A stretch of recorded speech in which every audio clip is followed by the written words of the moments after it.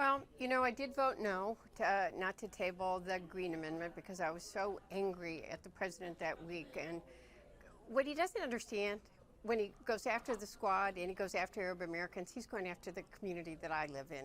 When he goes after Chairman Cummings, he's going after a city, one of the biggest cities in this country. His job is to unite us, not to divide us.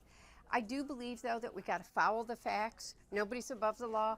But at the same time, we got to stay focused on what people care about across America, which is healthcare, prescription drugs, fixing the roads, and build infrastructure, addressing bad trade deals. So I think we got chairmen that are continuing to follow the facts. They've got to continue to do that, but we also have to focus on issues that matter to working men and women.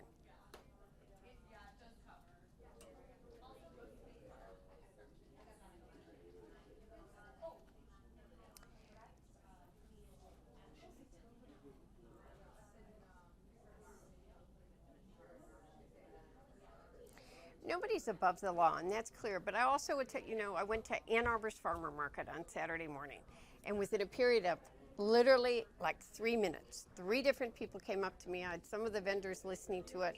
One woman told me Democrats are being too timid. You need to get on with it. The next woman came up and yelled at me about what Democrats were doing, stop this impeachment nonsense. And a third person came up to me and said, Democrats need to get off this impeachment message and you need to be working for issues that matter to everybody.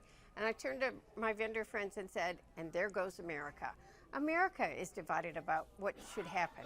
I do think we need to be very focused on the election and not do anything that's going to help him get reelected in November, but we got to be very clear about what he's doing is not okay. That's why you follow the facts. Nobody's above the law, but we need to be delivering for the American people on issues that matter to them.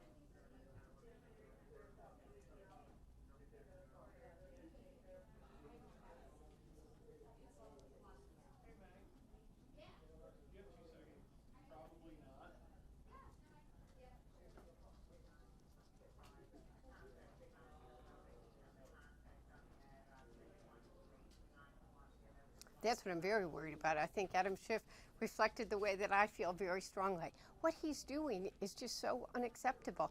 But there are other things in this report we need to be talking about too, about how Russia is trying to divide us as a country. Very few people talk about that, but it's a reoccurring theme throughout the entire report. He was very strong when he testified last week that Russia is still trying to interfere in our 2020 elections. We have to look at this whole big picture, and nobody is above the law, and we need to make that very clear. I am speaking out so strongly about right now the tone of his rhetoric, how he is dividing us, how his hate rhetoric is dividing us. But we've got to be smart in how we do it, because we don't want to contribute further to dividing us as a country.